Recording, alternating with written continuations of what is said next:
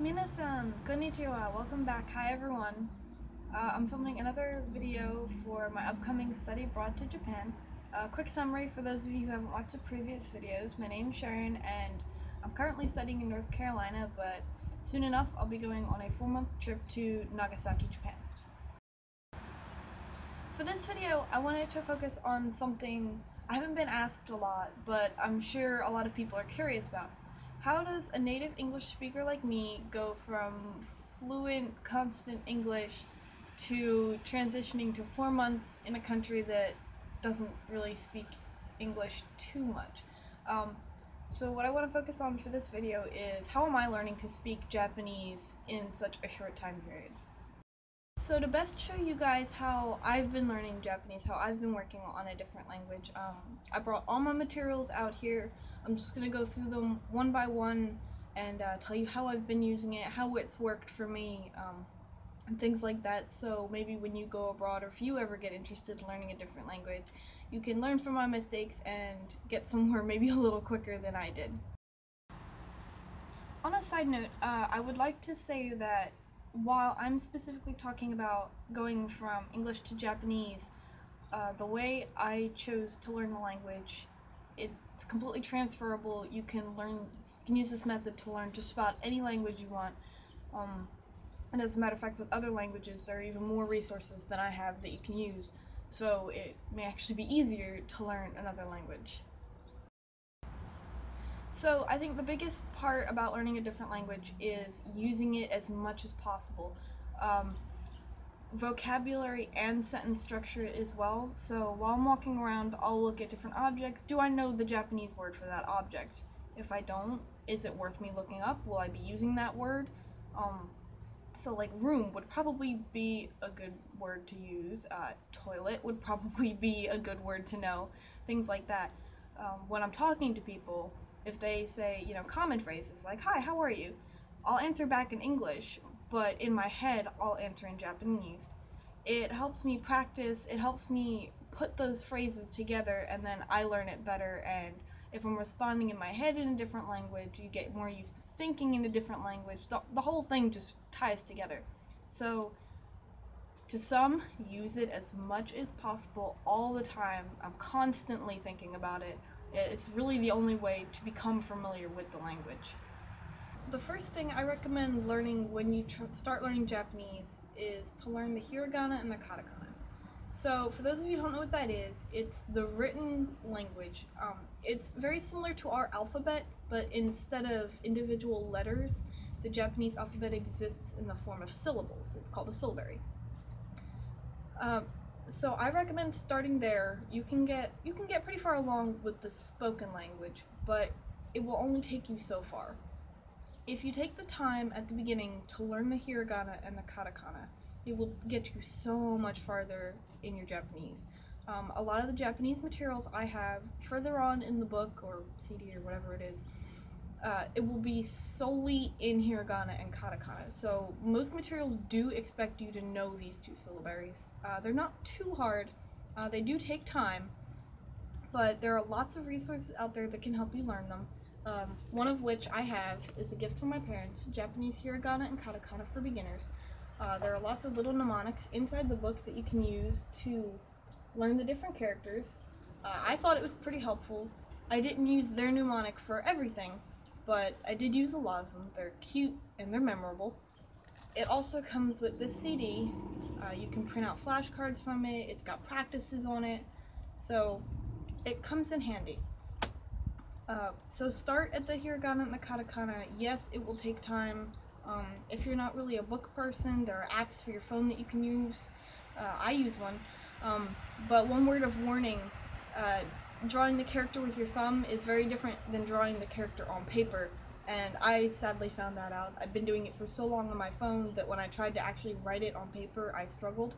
So now I've been practicing on paper as well as on the app, and I've gotten much better, much faster.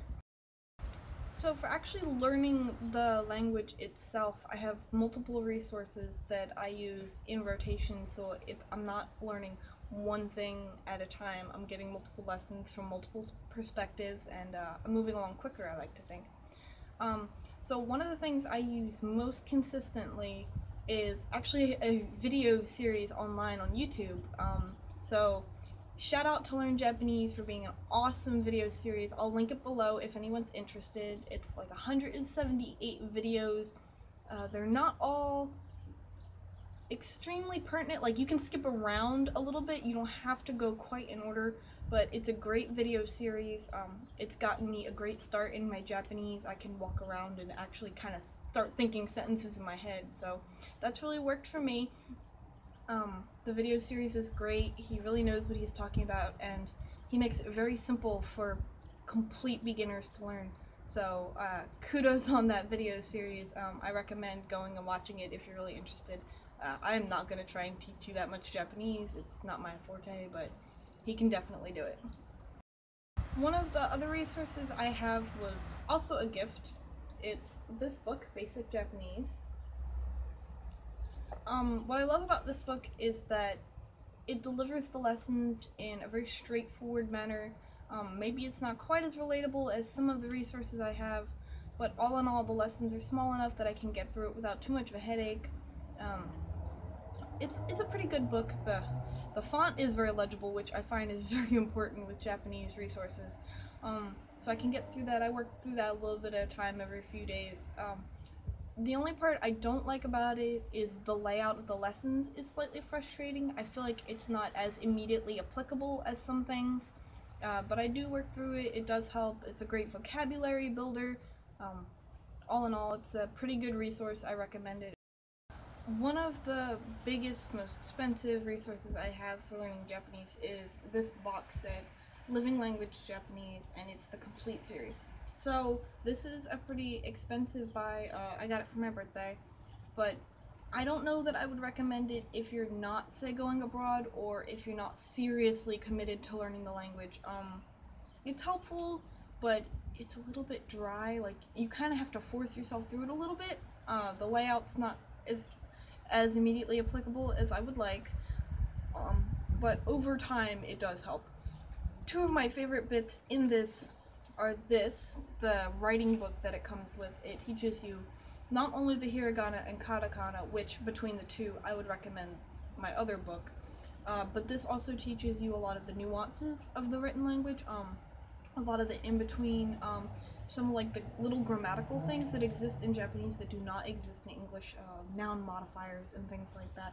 So I do like this book. I plowed through it a little bit, and now that I know the hiragana and katakana, this makes a lot more sense. So if you're gonna do it, start with the other one or a phone app, and then you move to this one. This one is a little bit more grammatically intense. The other piece that I like that came with this is the audio set. So there are tons of CDs in here, and I find that it really helps to be able to hear the language, to say the language, and then they say in Japanese and English, and then Japanese and English, and they say it over and over again, which helps. I kind of like to just pop the CD in and ride around with it going in my car, because even though I'm not necessarily like strictly focused on it, just hearing it helps a lot. You'll hear people a lot of times, they'll say listen to Japanese music, watch Japanese TV, stuff like that. Oh, and side note, if you didn't know, Netflix just came out with a Japanese drama that's now on there that you can watch, so I think I'm going to try and get into that. That would help. But this is my biggest resource that I've been trying to use. I find that it's set up a lot more like touristy, like it teaches you phrases by phrases, but I'm not too far into it, so maybe it'll change. But if anything, you know, this has been a pretty good resource that I've enjoyed. One of the resources that I created for myself is this binder. The art is mine, but I built this binder as kind of a study resource for myself. These are the flashcards from the book I mentioned earlier. You can cut them out and like write with the arrow on the back or whatever makes you happy. They're kind of left open for your usage. I have my practice schedule. I've got tons of charts, and then I've got practice pages and notebook for taking notes on things, and I've got a radical list in the back. So this is just kind of a massive collection of the things I've wanted to study or have been studying, or however you want to put it. But that's been very helpful to me. I carry that around wherever I go, as well as my little black book. My little black book's a lot more accessible than that, but that's for my more detailed studying. I guess something important to put in this video would be what I do like on a daily basis in my preparation for Japan. So every day I practice my hiragana, all of them, my katakana, all of them. I take a look at some kanji. I try to take a sentence or two out of like a Japanese newspaper. I try to translate that. I'll watch YouTube videos online, or I'll watch a video from the Japanese learning series on YouTube that I mentioned earlier. I try to watch at least 1 or 2 of those every day just because it progresses me further in Japanese lessons, so I can understand more of the other things that I'm doing. So I do some combination of those things every day. Like I said, I think about Japanese pretty much all the time. I keep my brain somewhere between English and Japanese at all points. Like a lot of times I'll run double, like I'll think something in English and Japanese. So if you can do that, that's great, that's helpful. But I really try to think about Japanese as much as possible because it just gets my brain in that kind of learning mode, so I can learn all the time. Currently, I want to start building up my vocabulary and improving on my sentence structure, so I don't want to be the tourist who can just fill in the sentence like, I am something. Like, I want to be able to speak when I get to Japan and be able to get myself around pretty well.